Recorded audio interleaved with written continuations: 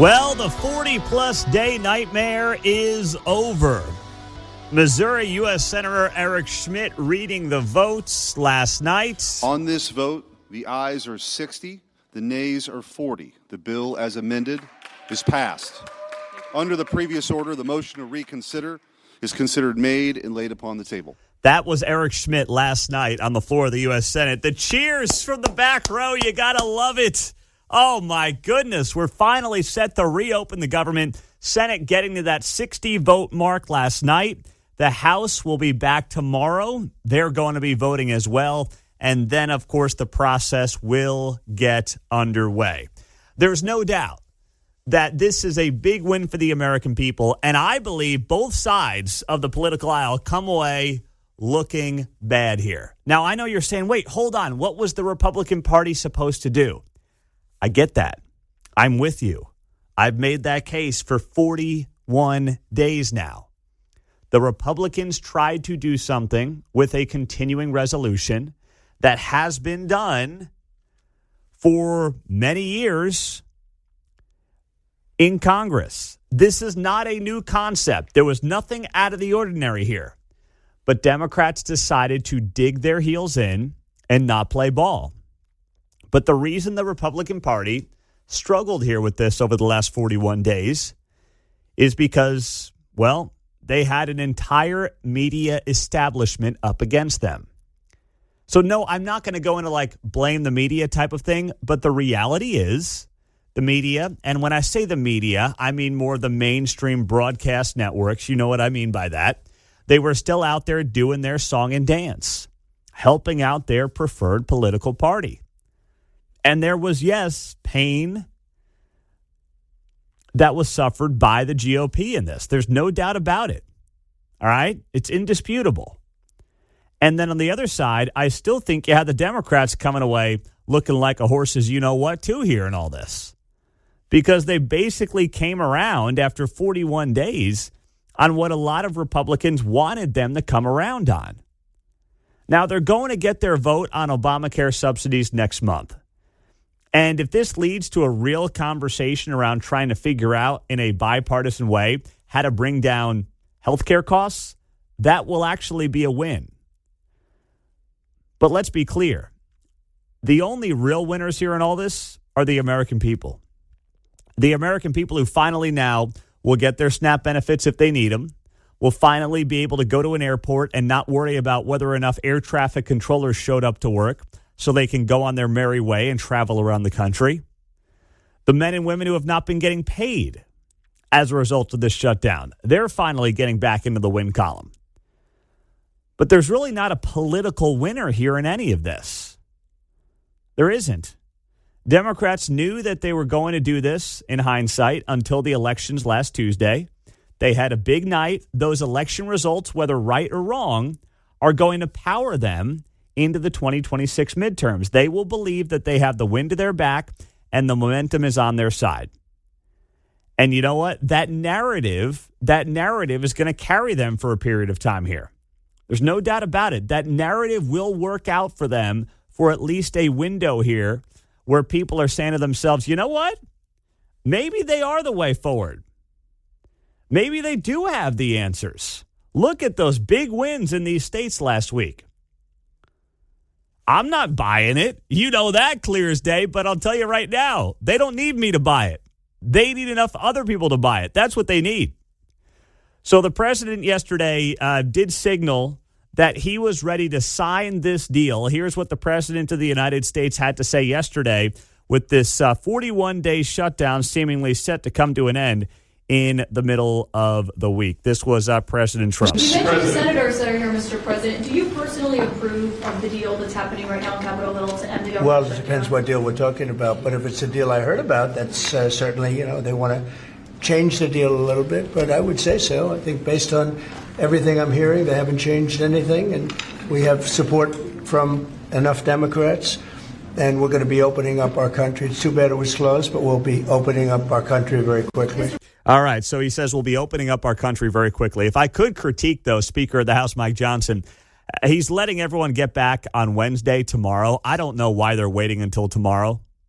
I mean, can you get everybody back today? We knew on Sunday that this was likely going to be done yesterday on the Senate side.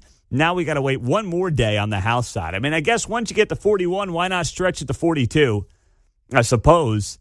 But it's like, man, there are real-life consequences here for folks. People who are traveling, people who, yes, do need certain benefits from the government, and they're not getting them right now. They can't get them right now. So this has been a frustrating 40 days. But Democrats got some of what they wanted here, which is injecting some political pain into Trump, highlighting the fact that Obamacare premiums are about to go up. All those things, that is absolutely true. They are going to go up.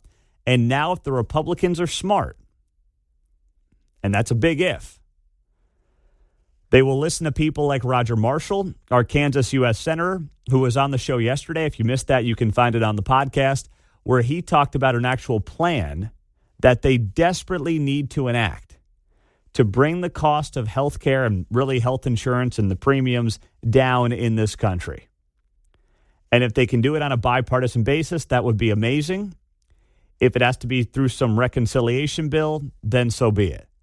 But it is a top issue on many Americans' minds, and if they don't figure out a way to solve it, Democrats are going to hang this issue around their necks all of 2026.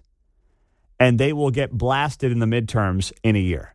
Because this is the kind of stuff that people vote on. This is the kind of stuff that people care about. You got 20-plus million people on the Obamacare plan. And while the plan is absolute, utter garbage, the plan was never intended to be affordable. The Affordable Care Act, kind of like the Inflation Reduction Act, which was supposed to reduce inflation, all it did was skyrocket inflation. The Affordable Care Act, 15 years later, is anything but affordable. It's junk. And without the government subsidizing it to the tune of billions of dollars, nobody would buy it. No one could afford it if it was not subsidized by the government. So it's failed. It's been a decade and a half an experiment that has failed. The question is, do the Republicans have any concrete answers and solutions? And while I like what I heard from Roger Marshall yesterday, the jury is still out on whether or not they can actually get anything passed and done. Now, it's also a Veterans Day here in Kansas City and across the country.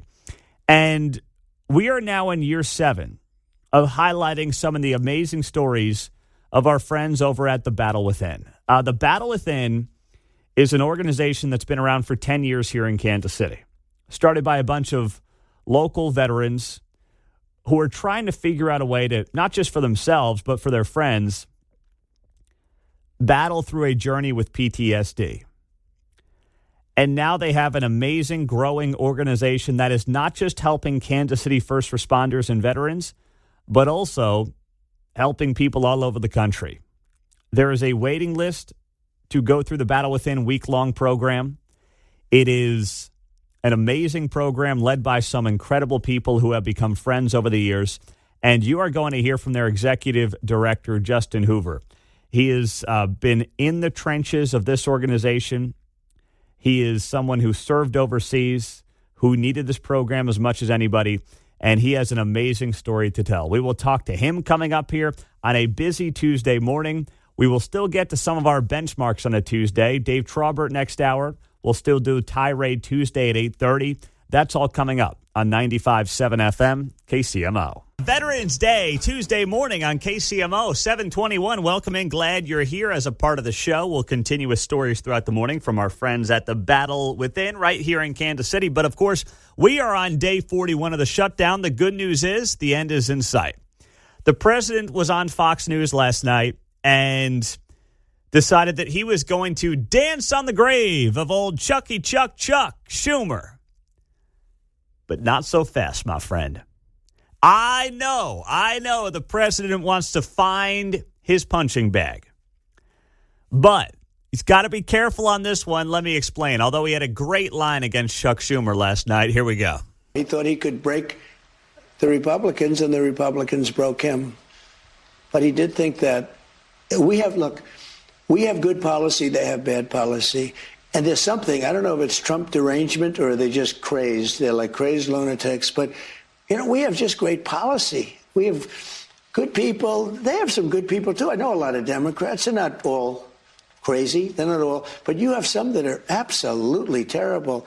I look at this Crockett. This is a very low IQ person. And I look at somebody that comes from Somalia where they don't have anything. They don't have police. They don't have military. They don't have anything. All they have is crime. And she comes in and tells us how to run our country. The Constitution says this, the Constitution. The whole thing is crazy.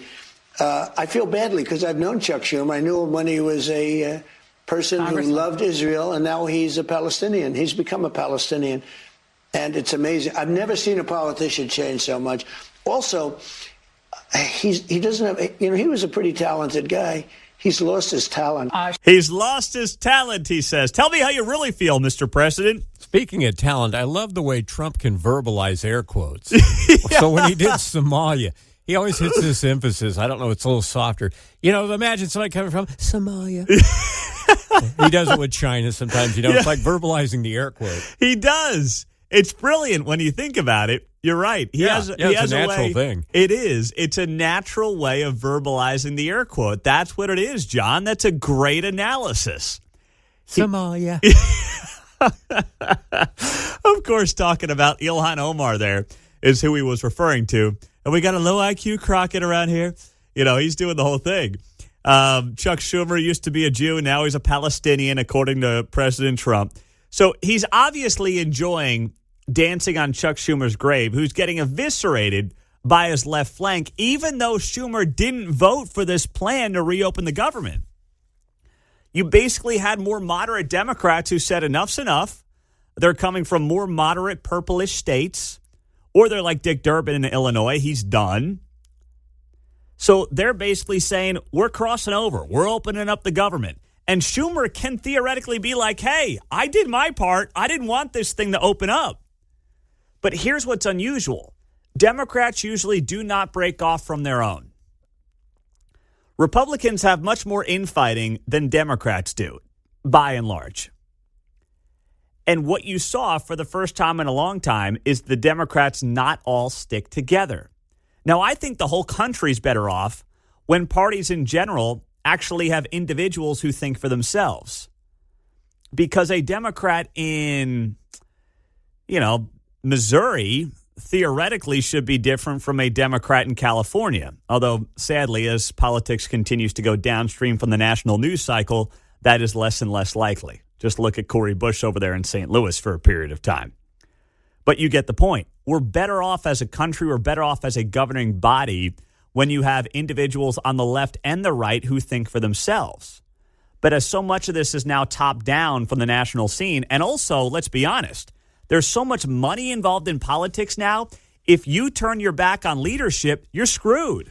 You're hitting my point. I'm going to be the cynical guy and go, that USAID money that Doge found. Yeah. Suddenly maybe that's dried up and a few of them are going to wander off the reservation. Exactly right. So much of it is top down from D.C. and money driven. It's harder than ever to have people on the right and the left who just literally think about themselves and, more importantly, their own constituents, because Republicans and Democrats should be different in different states because they're different parts of the country. So I'm glad these people broke off. They did the right thing for the American people. They did the right thing for the country. But it's got Chuck Schumer in a world of hurt. It's got the Democrat Party now infighting when for the last week and a half, it was the GOP that was infighting. They were infighting about whether or not to blow up the filibuster and what to do and who's right and who's wrong. They were finger pointing at each other.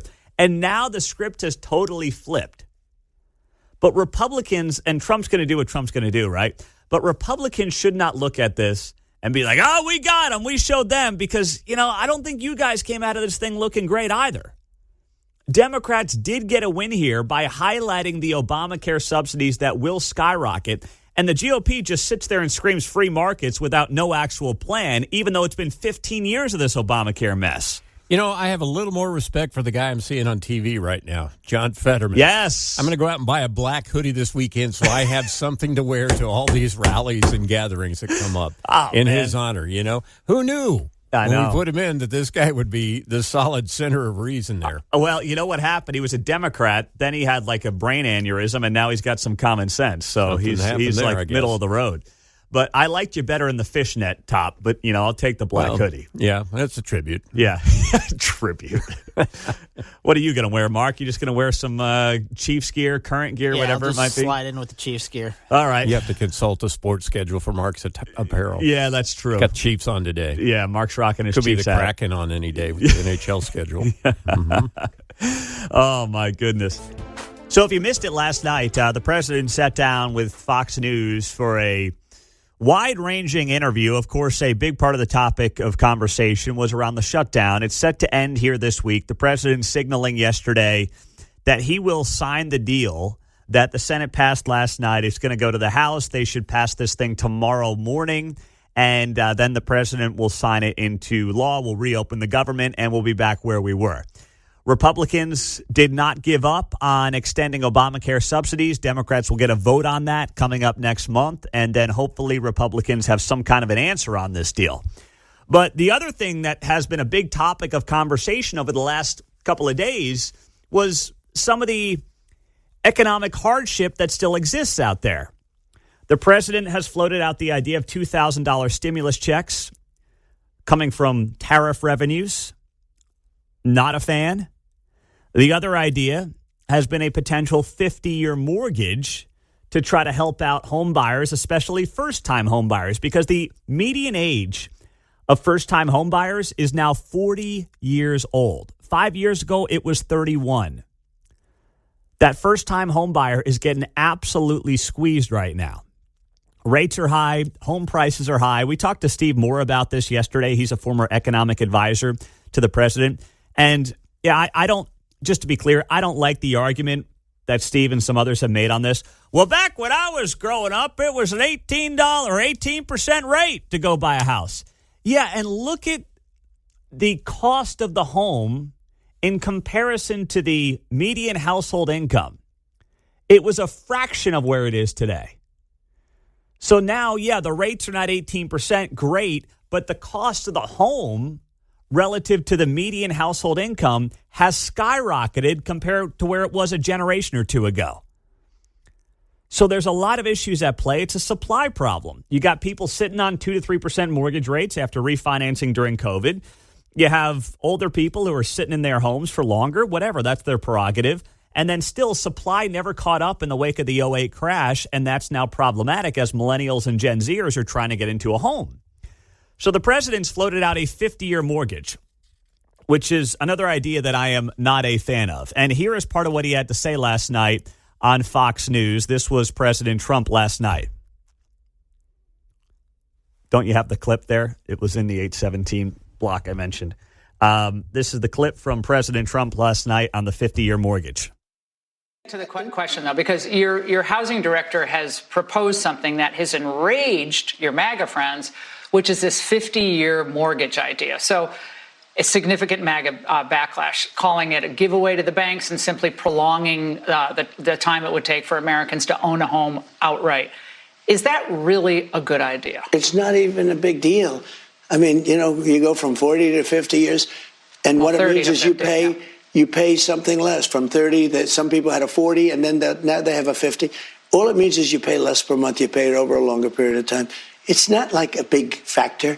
It might help a little bit. But the problem was that Biden did this. He increased the interest rates. And I have a lousy Fed person who's going to be gone in a few months, fortunately. I have a guy too late. Jerome Powell, we call him too late. He was too late in everything, except when it came to before the so-called Democrat election, which didn't work. But we're going to get interest rates down. But even with interest rates up, the economy is the strongest it's ever been. You asked me, just to go back to the beginning of your question, you talked about prices. We're down on energy. We're down on interest rate. Interest rates are down despite the Fed. Now, if we had a normal person at the Fed would have really low interest rates, and we will soon have that. We'll have somebody. All right. So that was President Trump last night on Fox, making the case that a 50-year mortgage is not that big a deal, and it will save people on a monthly basis. It may save some people on a monthly basis. It will be a massive Band-Aid to the broader problem. You're literally talking about Band-Aiding a massive wound. It will not work. And yeah, it will make the banks are going to love this. The banks are loving 96-month car loans. Trust me, they're having a field day with those things, right? They're making a fortune. 50-year mortgages, where can the banks sign up for that? They'll love that. That's not the answer here. Making people basically renters for their entire lives is not the answer to solve the homeownership crisis that exists in America today. And the president, as a builder, needs to put on his builder's hat here for a second and realize he's got to figure out a way to get his buddies in the construction business to go all in on single-family builds. I don't like the government incentivizing anything, but this is a crisis. And if there's a time to create some kind of a federal incentive for single-family builders, count me in. Now, I know a lot of this is also tricky because you have local regulations that get in the way. It's not really a national issue. But if the president and the feds can do something that helps on this front, then that's the answer. Increase supply, not figure out how to get people into more debt and be slaves to the banks. That's not the answer here. Monica's in Overland Park. You're on KCMO. Hi, Monica. Good morning and happy Veterans Day, Pete. Happy Veterans Day, Monica. My point is I agree with you regarding the 50-year mortgage loans. I think that's a terrible idea. I think it will prevent Americans from amassing and generating generational wealth that they can pass on to their kids. And what I do think is a better answer would be to create disincentives for large portfolio corporations and banks to hold on to so many small starter homes that they've turned into rentals, especially all over northern Overland Park, northern Johnson County. You see it, all these small homes that I thought in my neighborhood, people own, and many do, but many more actually rent.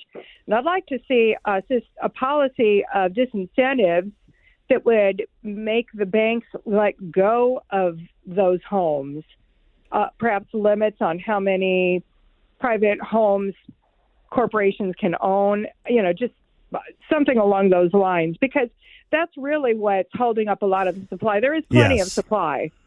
It's just privately held.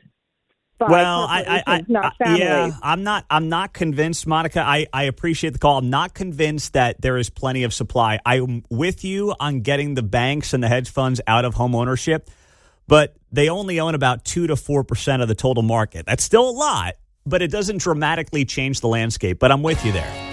So it was kind of a weird interview last night that got a lot of attention with the President of the United States. Of course, we know that the government shutdown is going to end this week. Senate passed that piece of legislation last night, got to their 60-vote threshold. The House will do that tomorrow is the expected timeline for that, with Mike Johnson saying the folks on the House side have to be back by tomorrow for a vote. So the government's going to open back up. But you've got a lot of other things at play. Affordability is still a major issue right now. And two ideas floated out by the president over the weekend. $2,000 stimmies, stimulus checks as they're dubbed, from tariff revenues. Of course, that issue is now being looked at by the Supreme Court, so who knows where that goes. The president saying this morning that it would cost the country $3 trillion if the Supreme Court overturned them on tariffs. We'll see about that. And then the other idea floated out there is the 50-year mortgage. Right now, of course, the maximum is a 30-year mortgage. The president talked last night on Fox News about the 30-year going into a 50-year mortgage. I am not a fan, to be very clear, of putting people in more debt and making more money for the banks because people are not understanding the basics of supply-side economics. We have a housing shortage, especially in single families.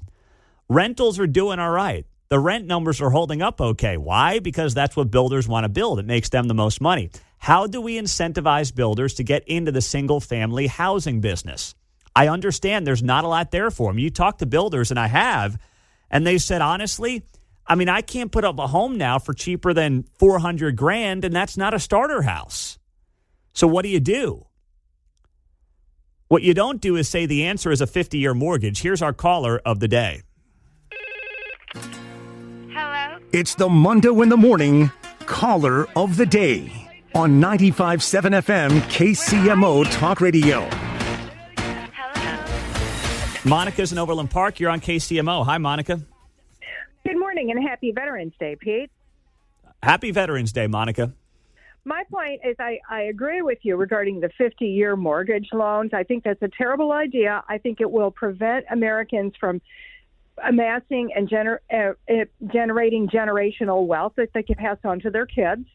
And what I do think is a better answer would be to create disincentives for large portfolio corporations and banks to hold on to so many small starter homes that they've turned into rentals, especially all over northern Overland Park, northern Johnson County. You see it, all these small homes that I thought in my neighborhood, people own, and many do, but many more actually rent.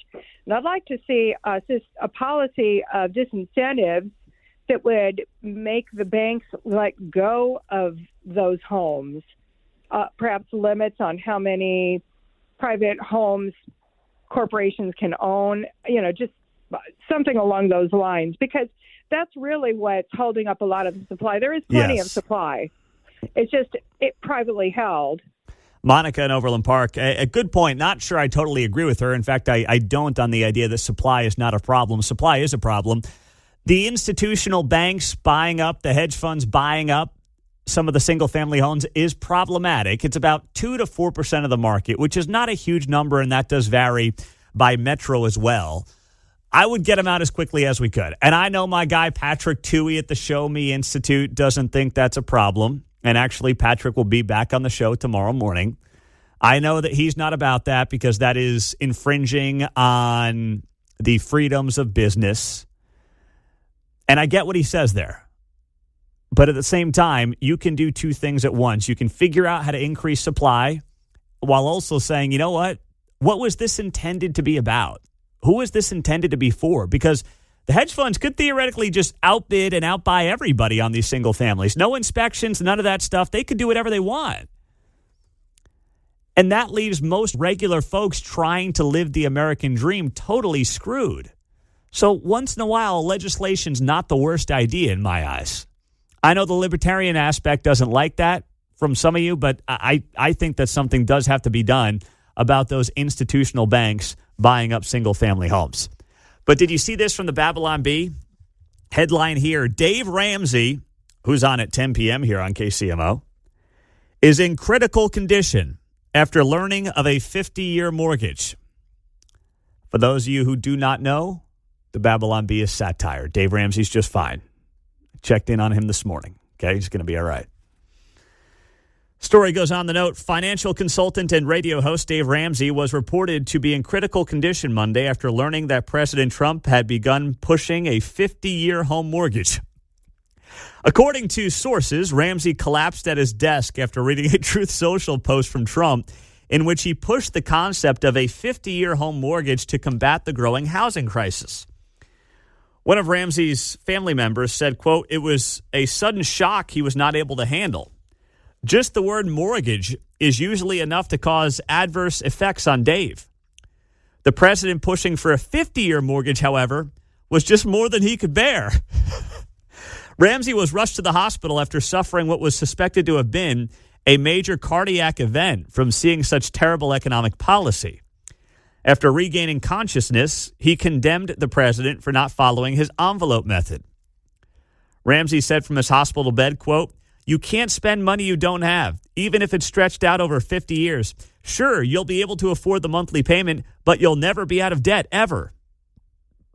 Nurses later gave him a sedative and asked reporters to leave him alone.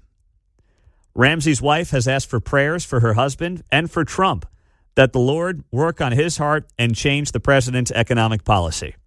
Sharon Ramsey said, "I love the president, but he's clearly trying to kill my husband.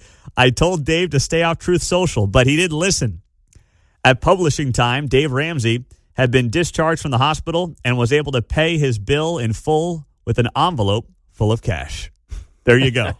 From the Babylon Bee, from the top ropes. I love that. That is well done by the Babylon Bee yesterday after this news that President Trump is open to the idea of a 50-year mortgage, which is a temporary way to potentially, not even guaranteed, potentially solve the issue.